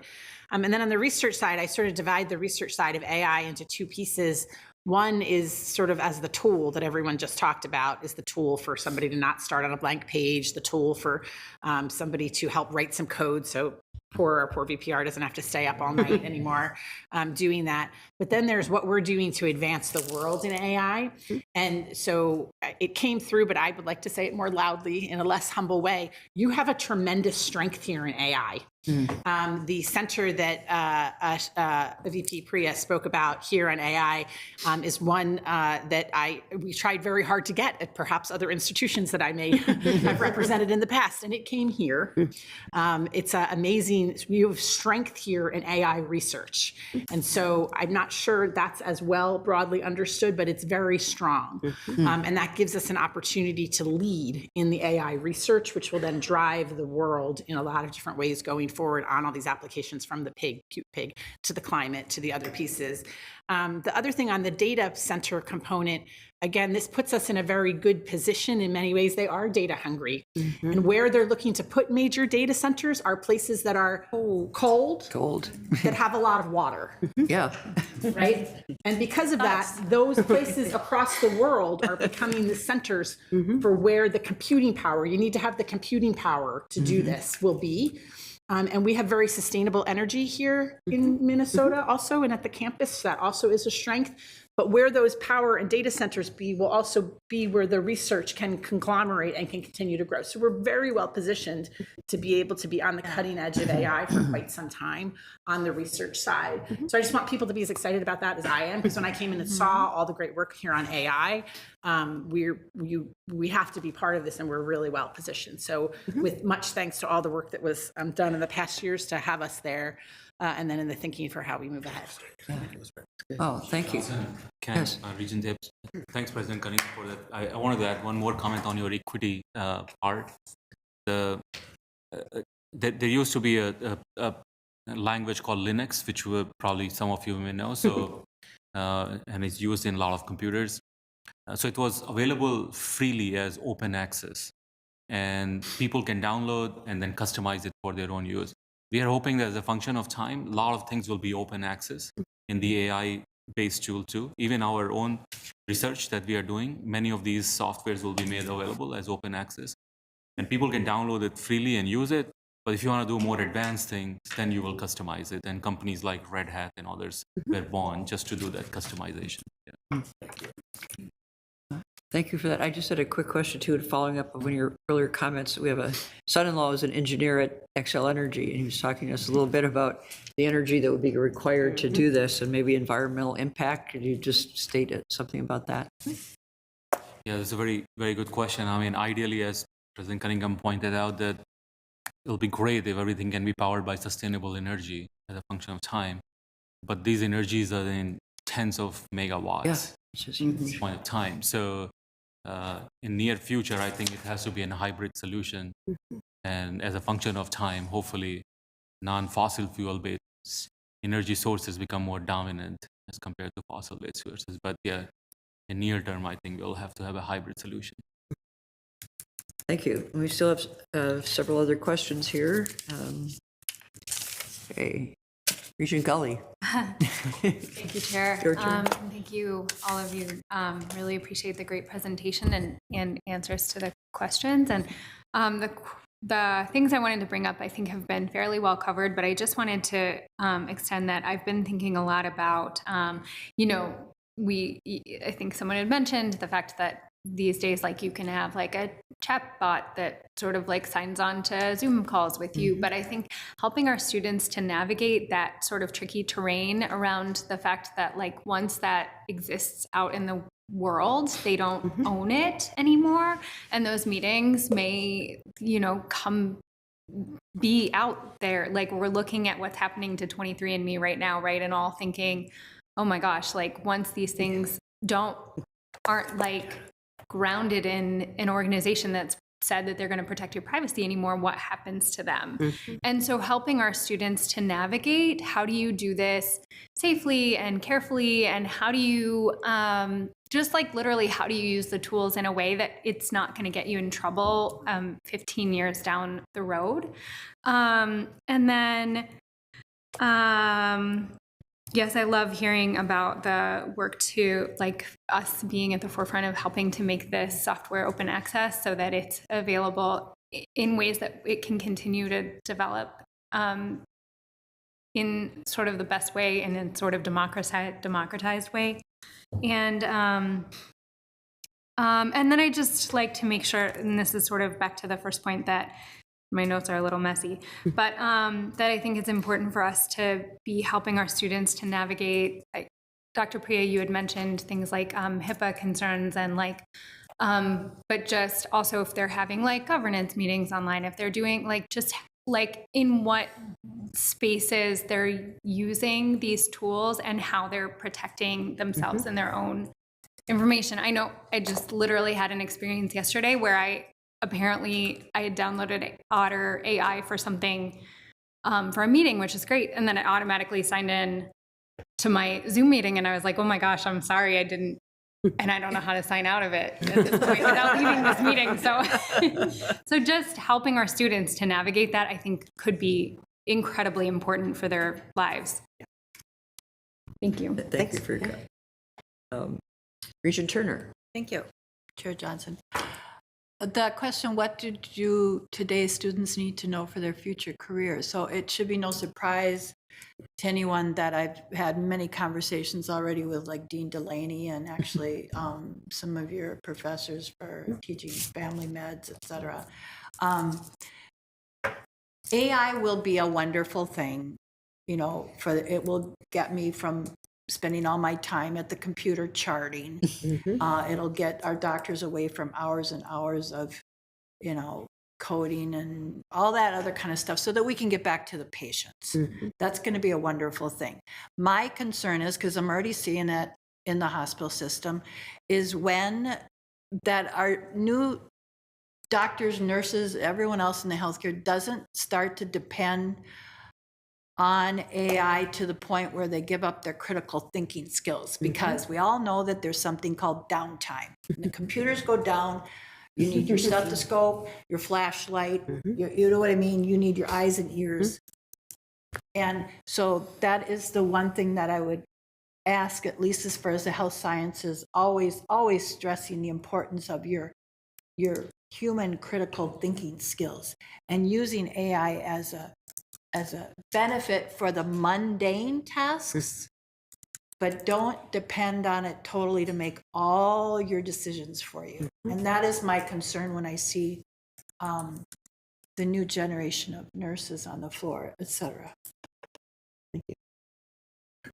Any comments? Yeah. Okay, Johnson, yeah, Regent Turner, you're right. I mean, it's a guidance tool, it's an assistive tool, and it should be used as assistance, not overtake your decision-making process, right? So decision-making process should always lie with the nurse or the doctor and so on. I think in the software, for example, one of our faculty is researching on providing guidance for what type of treatment can be used for a certain type of disease, because you could have patient record and for that person available, let's say for last many of years, and you've seen what type of treatments they have gone in their whole life. And then you can provide some guidance through the software that we have already tried this, we have already tried that, and these are the symptoms that keep coming back. So maybe we should do a different thing, and here's the answer. But it's up to the doctor to follow that decision or not. They should not just blindly believe that, otherwise, why we need a doctor? Okay. Vice Chair Kenyanya. Thank you, Madam Chair. Thanks, everyone, for the discussion. There's just a couple thoughts, and I'll try to be brief. I think the task force is a great idea, and I know we mentioned hearing from staff and faculty, at least with the teaching, maybe someone would hope to see students in there as well. So thank you for that. We talked about AI training and how the models are trained, and it's usually without the consent, obviously of the people who created the content. Now we're seeing some agreements be made. There was a string of lawsuits after that. I think New York Times ended up coming to some sort of agreement with ChatGPT. Google has their own, so YouTube videos are training Gemini, and Reddit came to an agreement. Which I don't know how you feel about Reddit being a source for ChatGPT, but it is. I wonder, and this is maybe not a U of M specific thing, but I wonder how higher ed will settle on that, or the journals and whatnot. Because again, we can probably be sure that that's been used for training without permission. And I wonder if there's an opportunity for some of those agreements to be made, because at the end of the day, if these models are out there and they're being used, I'd love if it was trained off of academic papers instead of Reddit, as it currently is. So I wonder what the evolution of that might end up being. On the question of should we be using AI more ourselves, one thing to point out is a chunk of that isn't even fully in our control the way we think it is, because we can discuss explicitly putting in AI tools, but I think so much of our technology platform landscape is these software as a service models. And we talked about Zoom, we're fully using the Google Suite, even on the operations side. How long before, I don't know, Chrome River, or whoever implements that? And I think there may be opt-in, opt-out right now, but, I don't know if that's how that's going to look, going forward. So to a certain extent, we're going to be using it more, even if we don't decide. And depending what those terms of service say, our data, may be used to train that. So, with that, it just seems like the upside is too high to ignore, not ignoring the risks that, Chair Mayron talked about, and I'm glad we're having these conversations. But on the operations side, you can imagine certain transactions flagging a red flag instead of audit coming by every 3, by the time audit comes in for the next audit, 4 years later, AI could have already flagged that. We can go on and on with the kind of examples there. But I think, and then when we talked about risks, a lot of what we talked about is publicly available models, like putting data in publicly available models, and there's certainly a higher risk there. It might be worthwhile exploring some of those private models that I think corporations are really doing this a lot, where the base is ChatGPT, but then you have your own sandbox limited to your data with, and just to share something I've seen at work is, they have some of those sandboxes are almost like AI in a box, where you're working on a certain project, you can take all your files for that project, dump them in, and then converse. And it's limited to that little project sandbox. And then this department over here is uploading theirs and then working with that. Again, the risks are endless, and I'm not ignoring those, but it's, in retrospect, we brought up the calculator example, and it's like, imagine if we said, okay, we're not going to use calculators. That's, so it kind of seems like the world is moving that way. And a bit of that is out of our control, but we have this opportunity to influence, just as higher education, influence it positively, drive some of these ethical concerns into it, and then also just as an organization, not get left behind. So thank you. Maybe I'll make one comment. Chair Johnson, Vice Chair Kenyanya, thanks. So those are great comments. I fully agree on including students on the task force. I will say about the training corpus, I mean, part of it is New York Times words, but part of it is artists' work and musicians that, you know, Dali is getting trained on, and these music programs are getting trained on. So I think we have to think, and code, right, that other people have written. So I think it's a big scope problem. On the terms of service, I know one of the things that CJ and her team have been working with OGC on as we sign new contracts with providers, ensuring that the data that we generate is not included in the corpus for any training, any training that they utilize. So we can't, of course, you know, shut that down entirely, but we are paying attention to that so that we are not inadvertently committing some data misuse violation that we didn't know about because a third party did it. Chair Johnson, Regent Kenyanya, I want to add to this that you hit a very important point, which I forgot to mention, that curated data sets for training the AI model are one of the most expensive items in developing an AI software tool. And the ownership of these data sets, and they are very discipline based. So let's say you are food tech or ag tech or med tech, they're curated data sets for each of these. And there are companies who are making a lot of money by selling these data sets for training the AI program. So we will have to develop our own data sets, and we're doing it. We actually have one of the best data sets for agricultural platform is called GEMS, GEMS, which compiles data for soil, chemical distribution, water streams. And this is satellite data and drone data collected all over Minnesota and so on. So we'll have to develop our own data sets that will give us amazing capability to develop unique things. Just one I know we're short on time. Thank you both. I'll just comment on the training. It's just interesting, and I understand why, but everyone wants to use and benefit from chat or AI, but doesn't want to feed any data into training AI. And it's, you know, we talked about hallucinations and it's going to continue to be dumb if it doesn't have correct data. I understand, obviously, the landscape these days, and I think for me personally anyway, I differentiate personally identifiable data and just, you know, if we're talking about general trends of transactional data, you know, in terms of, especially if it's a model we're using, helping it learn that this is actually what this should look like, and that this might be an error. It might be interesting to kind of reconsider how comfortable we are, because we can't benefit from it if it's not getting smarter.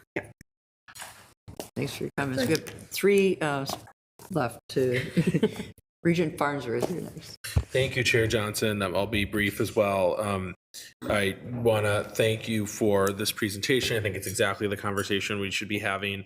Just two really quick reflections. I think this has been embedded into a lot of the existing comments already, but wanting us to continue to be leaders in student experience, that's clearly part of what the task force is going to be looking at. And what I mean by that is thinking about, you know, what sort of tools can we offer students as these tools develop. I think someone was telling me the other day, I think it's Grammarly, which I thought was just like a grammar tool for people to feed their papers into, is really actually not even that anymore. It's like an AI tool to help people create outlines and all this other stuff. So that's, you know, I'm learning every day, just like the rest of us. But I think what Regent Verhalen said about workforce readiness is spot on. I think that's a really important consideration. Also would share Regent Kenyanya's comments about, I think this task force is important. Oftentimes we've all been in situations where it's like, do we really need another task force for this? But this one is clearly of the moment and important exploration work. So thank you to whoever is going to be participating in that. And then I think the last point because always thinking about the governance context and applications. I think as we move forward, whether it's through governance and policy or other venues, what does AI work look like for the board? Can someone who cannot attend a public board meeting send their AI thing to sit in the Zoom and create notes over the 2 days of, instead of having to watch the 2 days of YouTube footage, could someone walk away with future regent walk away with notes from their AI tool? And how does that impact if there's a vote and all that stuff? So like as a board, I think we have some things to think about there as well. And I'll leave it there because that hadn't been added to the conversation yet. So thank you. Thank you. Representative Sturm. Something I just want to highlight as we're kind of closing this out is from a student perspective, I think what's useful, because I'm a senior and I already don't really understand where AI has gone. It's already so confusing to me. And I think that's something important to highlight, especially looking forward to a task force, is that answering kind of the second question, I don't think it's so much about what students need to know. And I think it's more so about emphasizing the conversations that need to be had continuously, because I think that it's impossible with how ephemeral the nature of AI is and how fast-paced it is, to make a list of what we need to tell students, what we need to say to students. And I think what's most important at a university with people who study their areas of expertise, who could not be more knowledgeable, and where we have so many students in group settings who are actively using these applications every day, I think what is most important is just making sure conversations are being held in classrooms with each other and with the experts in the field, as opposed to looking at it for your assignments at home and not having these conversations. And even in cases of looking forward to future careers, having a bulleted list that's being taught and then leaving students behind after they graduate when those conversations are kind of like no longer happening. And so that's all that I wanted to highlight. Is just, I know in my own time at this university, what I've appreciated more than anything is the area for conversation, not necessarily what I've learned about how AI works and what the applications are. It's been more so the conversations that I've been able to have about where it's going, why I know it's going there, and what other people know that they can educate me on. Great, thank you for comments. Regent Wheeler, you can wrap it up. And I will, and maybe this is on the representation theme, but I am super concerned about embedding and amplifying bias through some of these algorithms. And and wondering, for example, I know that there has been student success algorithms that have had multiple false negatives about who would be successful and who would not. So I'm wondering how we get the right humanness and the right human cobot to look at these things and try to. Now, the good thing about, I think, and the promising thing about this, once you detect an area of bias, you can actually take it out of an AI algorithm easier than you can take it out of our minds, right? So, but I'm just wondering, how do we do that detection? Because that could be, doubling down on some harm for some individuals and groups. Maybe I'll just make one comment. Chair Johnson, Regent Wheeler, I think it's an excellent point, and I want to come back to something Vice Chair Kenyanya said, which is, garbage in, garbage out, right? So if you are training this AI on biased data set, you're going to get biased outputs. And if you're training it on, appropriate, scientifically based, focused data that it considers all of those factors, you will get better outcomes. And so kind of being conscious about that, I think. It's not going to solve the problem because all humans are biased, but it can address it anyway. And just a follow-up, and just being very intentional about looking and trying to detect those biases is going to be hugely important for, I think, all of us, all of society. So, and really appreciate you being here, and thank you for the work. Thank you, Miller. Rose Cruz and Chair Johnson, I want to add, in research, actually, you want a lot of garbage in because it allows us to make a better decision on optimization of the experiment. For example, you're trying to search a material, and if you know all the failed experiments that happened before, then you'll be able to provide better guidance on the chemistry that will be successful. Yeah, that's good. So, so it's some places it works, but the area you are mentioning, it doesn't work. Great. Well, thank you, Regents, for an excellent discussion, and Vice President Priya, Director Hilk, and Chief Technology Officer Loosbrock. Thank you for being with us. Thank you very much. Thank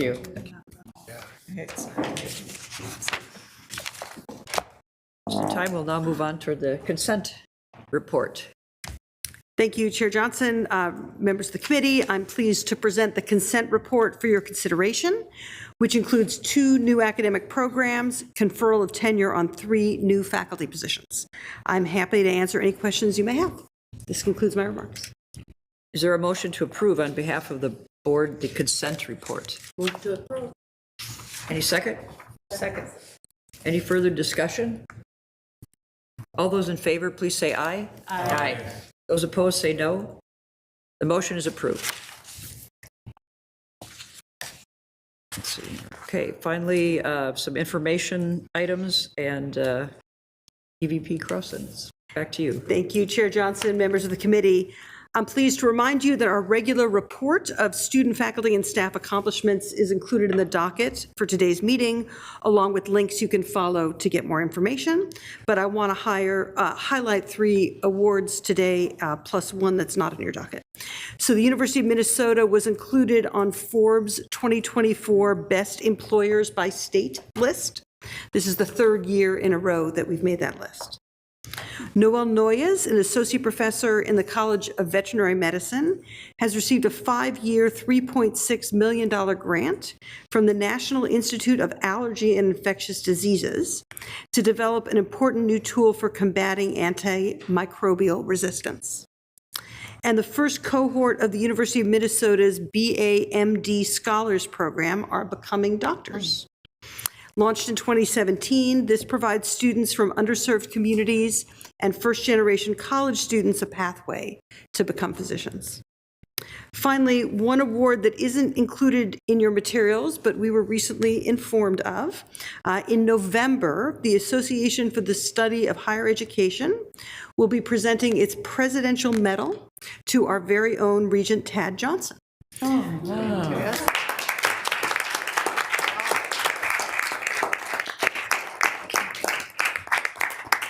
This medal recognizes Regent Johnson's tireless work as a nationally recognized leader in Minnesota higher education and Native American law and advocacy. Chair Johnson, that concludes my remarks. Thank you. Congratulations. Are you throwing a party? Tad Johnson. Speech? No. No. All right, thanks. Any questions or comments? There being no additional business before the committee, we stand adjourned.